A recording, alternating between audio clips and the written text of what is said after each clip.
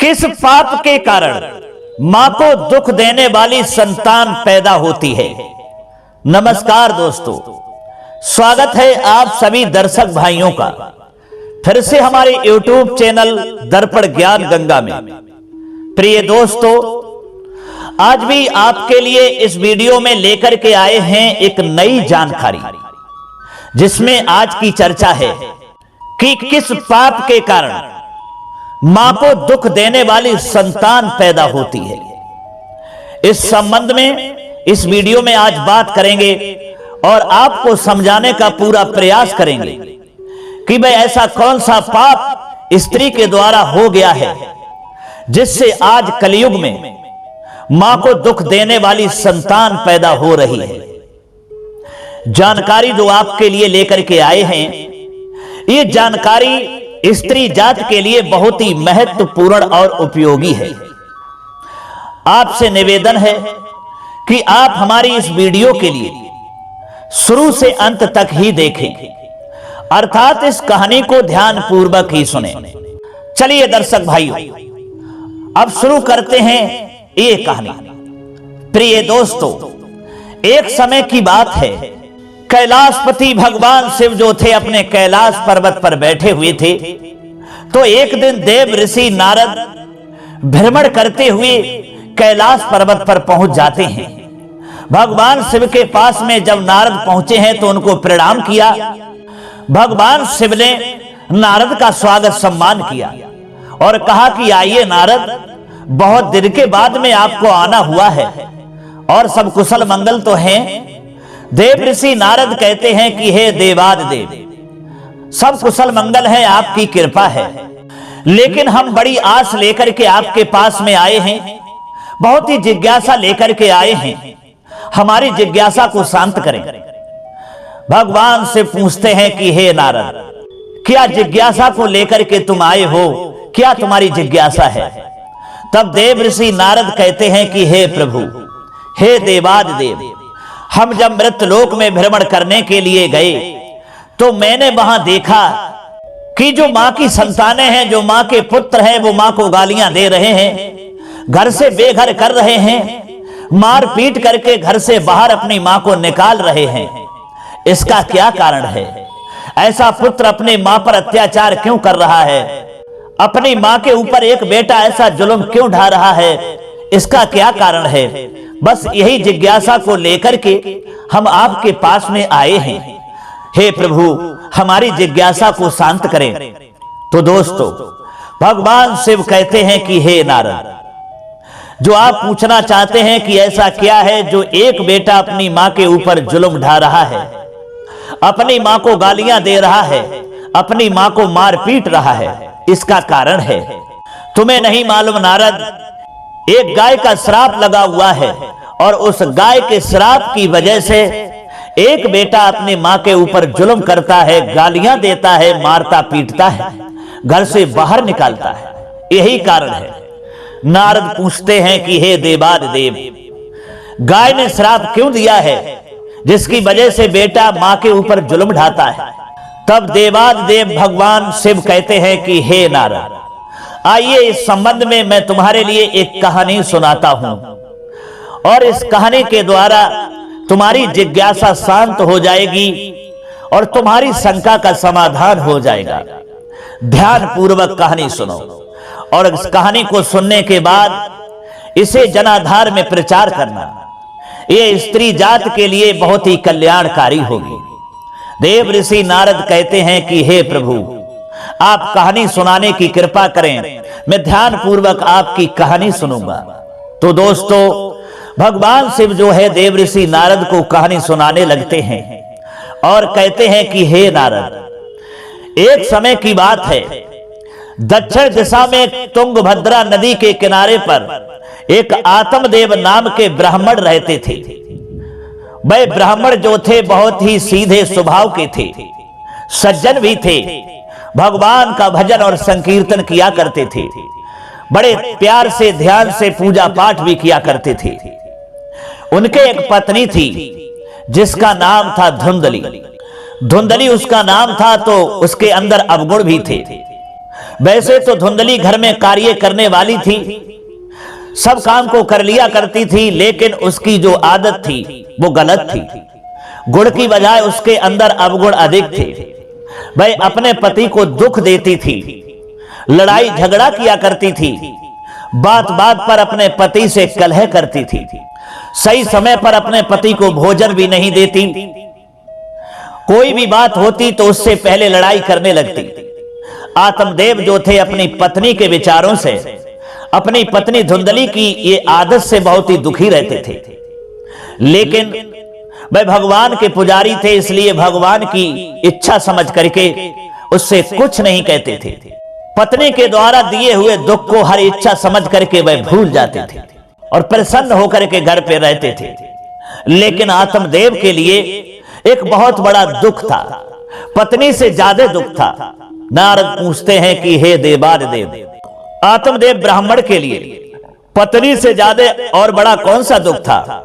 तो भगवान शिव कहते हैं कि बेटा नारद, दुख ये था क्योंकि आत्मदेव के घर में कोई संतान नहीं थी।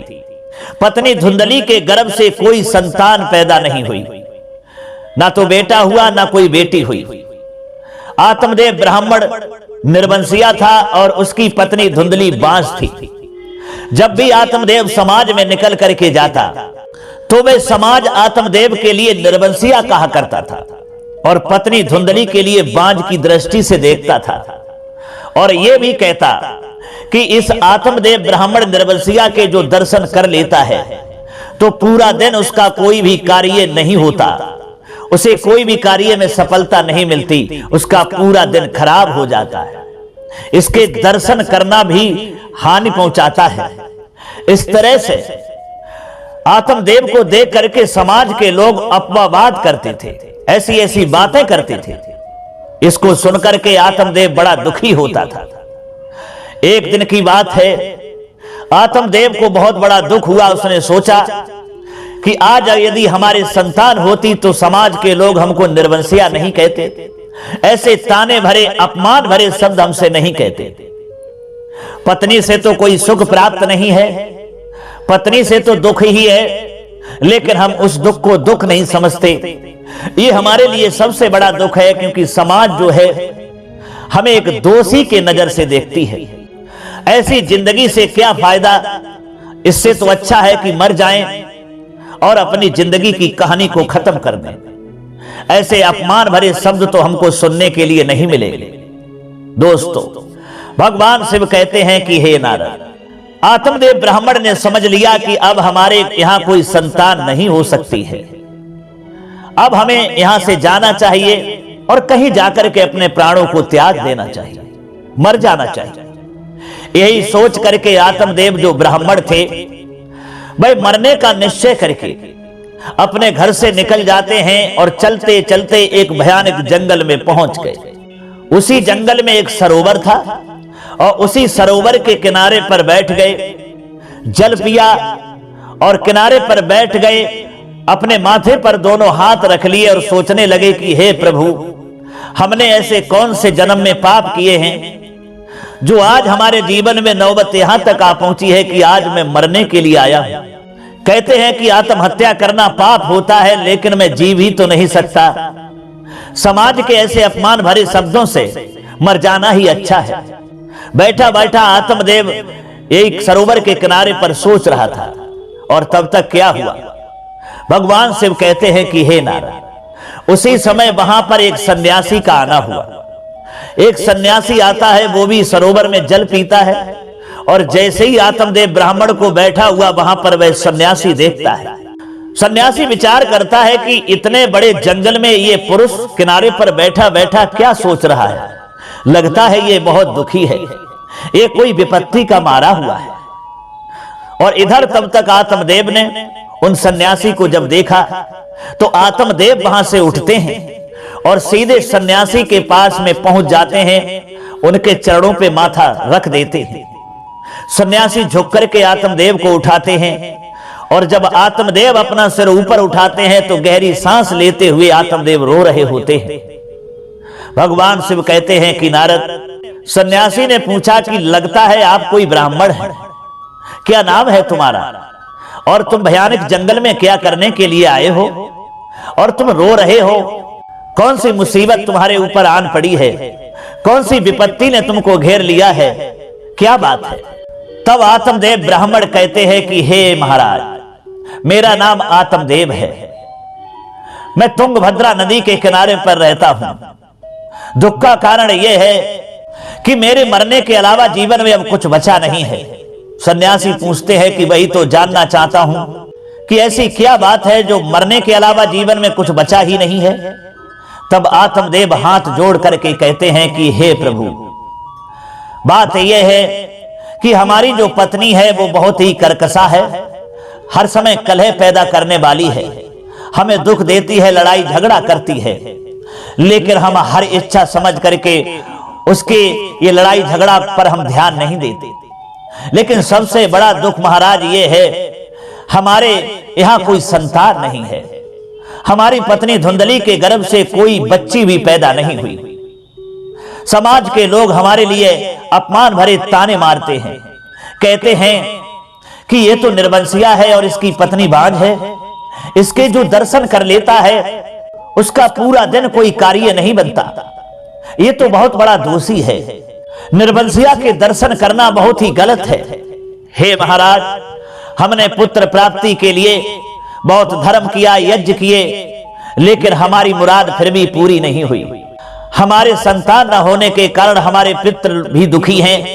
हम अपने पूर्वजों के लिए जल पिलाता हूं तो हमारे पूर्वज भी जल नहीं पीते हैं, क्योंकि हमारे कोई संतान नहीं है। हे महाराज, कहते हैं कि जिनके संतान नहीं होती है वे स्वयं तो नरक में जाते हैं और अपने पूर्वजों को भी ले जाते हैं। इसलिए हमारे जो पूर्वज इस दुनिया से गुजर गए हैं वो बहुत ही दुखी हैं, बहुत ही परेशान हैं। आत्मदेव कहते हैं कि हे महाराज, और यहां तक की ही नहीं कि हमारे घर में जो गाय है उसके भी कोई बछड़ा पैदा नहीं हुआ। हमारी गाय भी तो बांझ है, उसके भी बछड़ा पैदा होता लेकिन वो भी नहीं हुआ।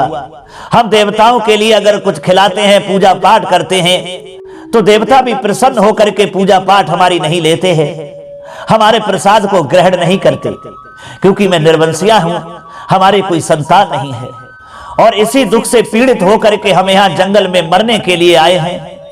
आज मैं आत्महत्या करूंगा और जीवित लौट करके पुनः अपने घर के लिए नहीं जाऊंगा। दोस्तों, सन्यासी ने जब आत्मदेव की ये पूरी बात सुनी तो वह सन्यासी कहता है कि हे आत्मदेव ब्राह्मण, तुम बहुत बड़ी भूल कर रहे हो। शायद तुम ये नहीं जानते कि आत्महत्या करना ये पाप होता है, और हर समस्या का समाधान ये नहीं होता कि आत्महत्या करो, मर जाओ। शायद ये भी तुम नहीं जानते कि जीवन में यदि पुत्र का सुख होता है तो उसे कोई छीन नहीं सकता, और यदि जीवन में पुत्र का सुख नहीं होता तो उसे कोई दे नहीं सकता।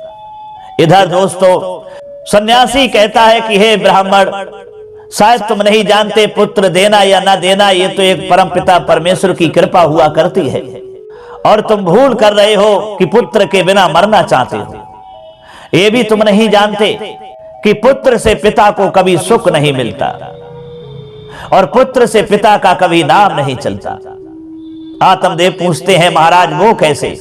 तब वह सन्यासी समझाता है कि हे ब्राह्मण, जरा विचार करो, अगर आपके घर में सपूत पुत्र की बजाय कपूत पुत्र पैदा हो जाए तो आपको सुख मिलेगा या नहीं मिलेगा? जरा विचार करिए। कपूत पुत्र अगर घर में पैदा हो गया तो आपने अपने जीवन में जितना भी समाज में नाम और यश कमाया है वो सब 2 दिन में ही खत्म कर देगा। इसलिए पुत्र से किसी का भी नाम नहीं चलता। तुम बेमतलब मरने के विचार बना रहे हो, हमारी बात मानो और सीधे चुपचाप अपने घर चले जाओ। एक बात और कहेंगे, मैंने तुम्हारे जीवन के बारे में, भविष्य के बारे में सब कुछ देख लिया है। 7 जन्मों तक तुम्हारे कोई संतान नहीं होगी। दोस्तों, भगवान शिव कहते हैं कि हे नारद, जब सन्यासी के ये शब्द सुने तो आत्मदेव जो थे पछाड़ खा करके वहीं गिर गए। थोड़ी देर होश में आते हैं और कहते हैं कि आपने कहा महाराज मेरे 7 जन्मों तक संतान नहीं होगी, तो अब हम जीवित ही रहकर क्या करेंगे? आपके सामने ही देखते देखते हम आत्महत्या करने जा रहे हैं। या तो महाराज मुझ पर कृपा कीजिए और नहीं तो आपके समक्ष ही अपने प्राणों की आहुति दे दूंगा। इसी जल में जो सरोवर है इसी में डूब जाऊंगा और मर जाऊंगा, लेकिन जीवित लौट करके घर नहीं जाऊंगा। दोस्तों, भगवान शिव कहते हैं कि हे बेटा नारद, जब सन्यासी ने देखा कि आत्मदेव ने पूरी तरह से ये प्रण कर लिया है कि बिना संतान के हम मर जाएंगे, जीवित लौट करके घर नहीं जाएंगे, तब सन्यासी ने कहा आत्मदेव मरिए मत। उसी समय सन्यासी ने एक फल निकाल करके आत्मदेव ब्राह्मण को दिया और कहा कि जाओ इसे ले जाओ, तुम अपनी पत्नी धुंधली के लिए खिला देना। हमें विश्वास है कि तुम्हारी पत्नी के गर्भ से जरूर पुत्र पैदा होगा। दोस्तों, आत्मदेव ब्राह्मण जब सन्यासी से फल लेते हैं तो बहुत ही प्रसन्न हो जाते हैं, और जब प्रसन्न हो गए तो फल को लेकर के महात्मा को प्रणाम करते हैं और वहां से सीधे घर चले आते हैं। इधर जब अपने घर में पहुंचते हैं, धुंधली ने पूछा कि आप कहां गए हुए थे। धुंधली जो है बहुत ही क्रोध में दिखाई देती है। तो आत्मदेव कहने लगे कि देखिए भद्रे, तुम तो जानती हो कि जहां कीर्तन सत्संग होता है वहीं तो मैं जाता हूं। धुंधली ने कहा जहां भी आप जाया करो मुझे बता के जाया करो, अब की बार अगर बगैर बताए चले गए तो हमसे कोई बुरा नहीं होगा, समझ गए। भगवान शिव कहते हैं कि बेटा नारद, इधर आत्मदेव ने वो फल जो था महात्मा का दिया हुआ प्रसाद निकाला और अपनी पत्नी धुंधली को दिया और कहा है कि देखिए, आपसे मैंने जीवन में कुछ नहीं मांगा, कुछ नहीं कहा, लेकिन आज आप एक बार हमारी बात को समझ करके मान लो। बोले क्या? तो आत्मदेव कहते हैं कि ये महात्मा का दिया हुआ, एक सन्यासी का दिया हुआ प्रसाद है। इस फल को यदि आप खा लोगी तो आपके गर्भ से संतान पैदा होगी, आप एक पुत्र को जन्म दोगी। धुंधली अपने पति आत्मदेव से कहती है क्या पागल हो गए हो? अरे किसी सन्यासी ने तुमको झूठ बोल करके बहका दिया है। यदि फल खाने से स्त्रियों के गर्भ से पुत्र पैदा होने लगे तो फिर पुरुष की जरूरत ही क्या है? ऐसी बेवकूफी बातें हमारे समक्ष खड़े खड़े क्यों कर रहे हो? आत्मदेव ने कहा कि आपसे निवेदन है, संत का प्रसाद है। कहते हैं कि भगवान का चाहे वचन फीका पड़ जाए लेकिन संत और ऋषियों का वचन कभी खाली नहीं जाता। इसलिए आप जो है एक बार हमारी बात को मान करके ये फल को खा लो, हो सकता है संत की कृपा से हमारी मुराद पूरी हो जाए। दोस्तों, वह धुंधली फल को ले लेती है और कहती है कि जाओ मैं थोड़ी देर में खा लूंगी। इधर फल को देने के बाद आत्मदेव खुशी खुशी घर से बाहर चले जाते हैं और संकीर्तन करने के लिए पहुंच जाते हैं। इधर फल को रख लिया, अब वह धुंधली विचार करती है कि फल को खाऊं या न खाऊं, कैसे खाऊं। तब तक उसकी एक पड़ोसन में बहन थी, वो आ जाती है जो वे ब्याही थी।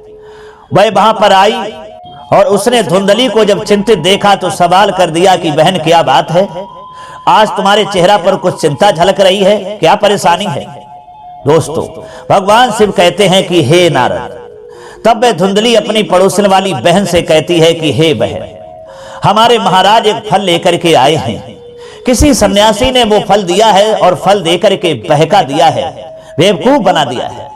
अब जरा आप ही बताओ, फल खाने से कहीं गर्भ ठहरता है?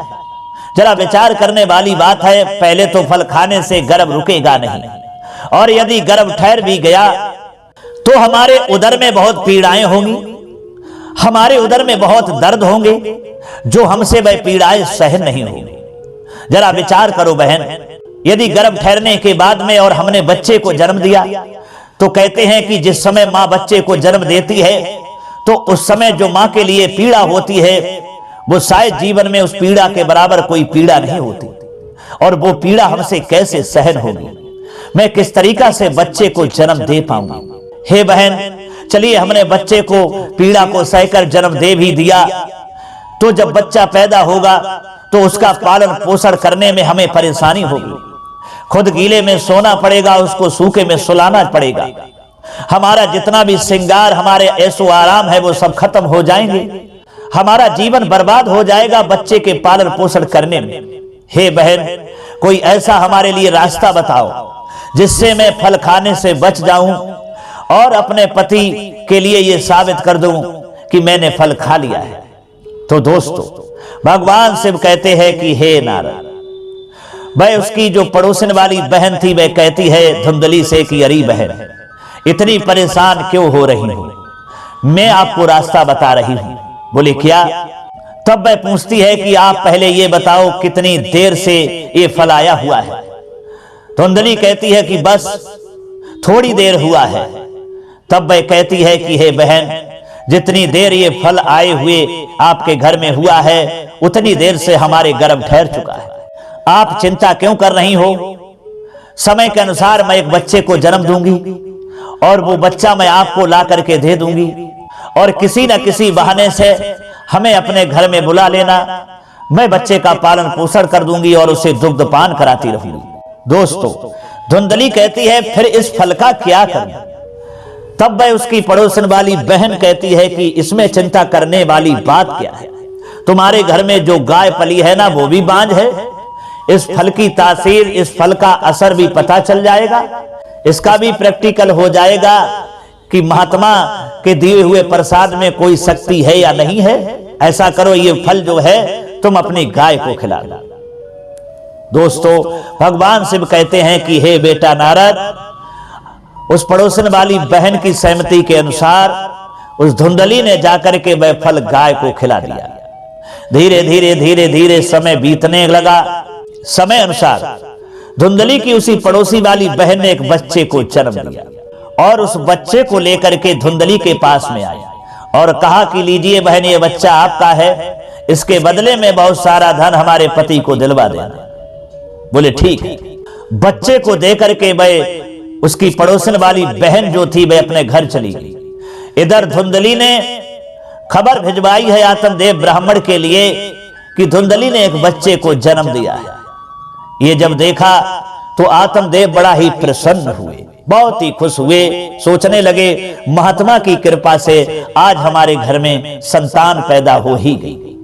बहुत ही प्रसन्न है।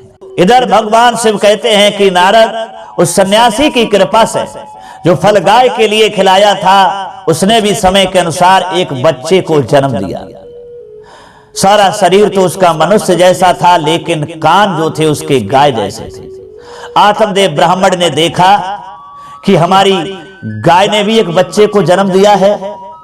तो ब्राह्मण सोचते हैं कहां हम एक पुत्र के बगैर मरने के लिए जंगल में गए और सन्यासी की कृपा ऐसी हुई कि हमारे घर में एक नहीं बल्कि दो दो पुत्रों ने जन्म लिया है।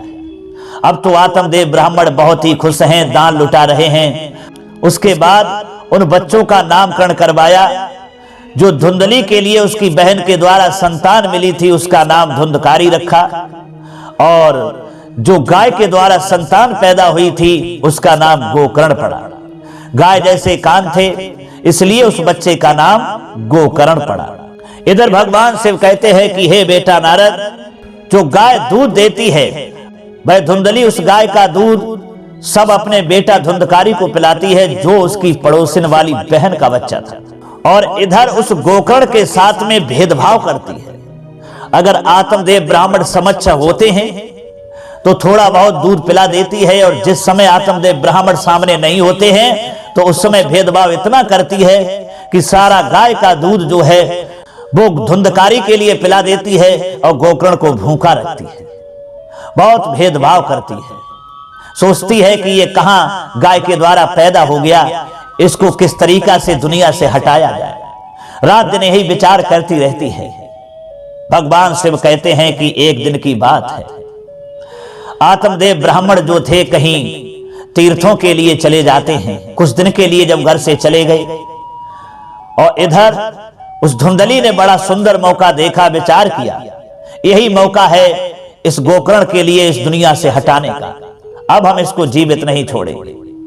तो धुंधली जो है जहर लेकर के आती है और उसी गाय के दूध में जहर जो है मिला देती है और उस गोकर्ण के लिए पिला देती है। गोकर्ण जब दूध को पीता है तो जहर का जब असर होता है, भगवान शिव कहते हैं कि हे नारद, सन्यासी की कृपा से उस जहर का प्रभाव ज्यादा नहीं हुआ। मुंह से झाग उगलता हुआ फिसलता हुआ जब वह जो लड़का था गोकर्ण अपनी मां गाय के पास में पहुंचता है और अपने बच्चे गोकर्ण की जब गाय माता है यह हाल देखती है तो वे रोने लगती है और भगवान शिव का ध्यान लगाती है और कहती है कि हे कैलाशपति, हे देवादिदेव, हे जगत के पालनहार, हमारी अर्जी को सुनिए, मुझ पर कृपा कीजिए, मेरे बच्चे की रक्षा कीजिए, क्योंकि उस धुंधली ने हमारे बच्चे को दूध में जहर दे दिया है, इसकी रक्षा करें।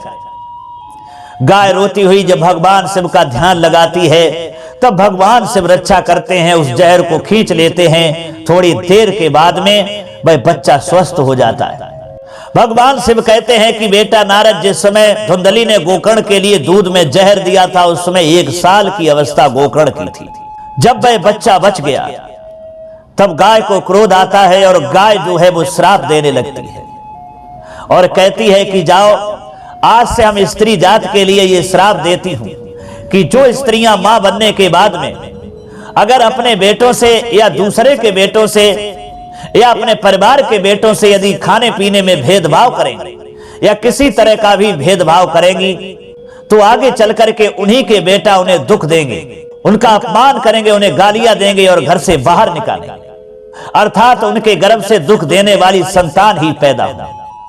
भगवान शिव कहते हैं कि हे नारद, बस गाय ने यह श्राप दे दिया कि जो स्त्रियां यदि पुत्रों में या संतानों में भेदभाव करेंगी तो उन्हीं स्त्रियों के लिए उनकी औलाद उनका अपमान करेगी, उन्हें दुख देने वाली पैदा हो। बस उसी श्राप के कारण जो आप देख करके आ रहे हैं कि जो बेटा अपनी मां का अपमान करते हैं, घर से बाहर निकालते हैं, उन्होंने जरूर पुत्रों में भेदभाव किया होगा, उसी पाप का उनको ये फल मिल रहा है। प्रिय दोस्तों, फिर भगवान शिव कहते हैं कि हे बेटा नारद, धीरे धीरे गोकर्ण और धुंधकारी जब बड़े हो जाते हैं तो गोकर्ण जो है वो पूजा पाठ करते हैं, भगवान का कीर्तन करते हैं, संकीर्तन करते हैं और सत्संग करते हैं, यानी उनके विचार बदल जाते हैं। और धुंधकारी जो है वो गलत रास्ते की ओर चला जाता है, शराब पीता है, जुआ खेलता है, वैश्याओं की संगत करने लगता है और सारा घर का जो धन था वो बर्बाद करने लगता है। धीरे धीरे धीरे धीरे कहते हैं कि एक दिन वो आया कि धुंधकारी ने अपने घर का जितना भी धन था वो सब बर्बाद कर दिया, और जब सब बर्बाद कर दिया तो एक दिन आत्मदेव ब्राह्मण को बहुत ही कष्ट हुआ। अपने बेटा धुंधकारी को बुलाया और कहने लगे, धिक्कार है तुझ जैसी औलाद के लिए। अरे दुष्ट, उस दिन जब सन्यासी ने मुझसे मना किया था कि संतान से कभी सुख नहीं मिलता, अगर उनकी बात को मैं मान लेता तो आज तेरी जैसी औलाद हमारे घर में पैदा नहीं होती। मैंने उनकी बात को नहीं माना, जिसका परिणाम यह हुआ कि तू हमारे घर में कपूत पुत्र पैदा हुआ है। तूने हमारा घर का सब धन बर्बाद कर दिया, तूने हमारे घर में कुछ नहीं रखा। अरे तू हमारे समक्ष खड़ा खड़ा क्या कर रहा है, जाकर के मर क्यों नहीं जाता। दोस्तों, भगवान शिव कहते हैं कि आत्मदेव ब्राह्मण जो है बहुत ही दुखी हुए, बहुत ही दुखी होकर के खड़े हुए थे, सोच रहे थे कि अब मैं प्राण त्याग दूंगा, बचूंगा नहीं, अब तो मुझे बहुत ही दुख है इस औलाद से। उसी समय क्या होता है कि गोकर्ण जी वहां आ जाते हैं और आकर के वैराग्य का महत्व दिखलाते हुए अपने पिता को समझाने लगे और कहने लगे कि हे पिताजी, आप नहीं जानते इस संसार में कुछ भी सार नहीं है, दुख ही इसका स्वरूप है, ये जीवों को मुंह में डालने वाला है। भला यह कौन किसका पुत्र है और कौन किसका धन है, जो इनमें आसक्त होता है उसे ही रात दिन जलना पड़ता है। अरे इंद्र अथवा चक्रवर्ती राजाओं को भी कोई सुख नहीं है, सुख तो बस एकांतवासी वैराग्यवान मुनि को ही है। संतान के प्रति जो आपकी ममता है ये महान अज्ञान है, इसे छोड़िए। मोह में फंसने से मनुष्य को नरक में ही जाना पड़ता है। औरों की तो बात ही क्या, आपका ये प्रिय शरीर भी एक ना एक दिन नष्ट हो जाएगा, आपको छोड़कर चल देगा, इसलिए आप अभी से सबको छोड़कर वन में चले जाइए। भगवान शिव कहते हैं कि हे नारद, गोकर्ण की बात सुनकर उनके पिता आत्मदेव वन में जाने के लिए उद्धत होकर बोले और कहने लगे कि हे बेटा, मुझे वन में रहकर क्या करना चाहिए, ये विस्तार पूर्वक बताओ। मैं बड़ा सट हूं, अब तक कर्म बस स्नेह के बंधन में बंधकर मैं अपंग की भांति इस गृह रूपी अंधेरे कुएं में ही पड़ा हुआ हूं। हे दयानिधे, तुम निश्चय ही मेरा उद्धार करो। प्रिय दोस्तों, भगवान से बोले कि हे बेटा नारद। तब गोकर्ण ने कहा कि हे पिताजी, हड्डी मांस और रक्त के पिंड रूप इस शरीर में आप मैंपन का अभिमान छोड़ दीजिए और स्त्री पुत्र आदि में भी ये मेरे हैं, इस भाव को सदा के लिए त्याग दीजिए। इस संसार को निरंतर क्षणभंगुर देखिए और एकमात्र वैराग्य रस के रसिक होकर भगवान के भजन में लग जाइए। सदा भगवत भजन रूप दिव्य धर्म का ही आश्रय लीजिए। सकाम भाव से किए जाने वाले लौकिक धर्मों को छोड़िए, साधु पुरुषों की सेवा कीजिए, भोगों की तृष्णा को त्याग दीजिए तथा दूसरों के गुण दोषों का विचार करना शीघ्र ही छोड़कर निरंतर भगवत सेवा एवं भगवत कथा के रस का पान कीजिए।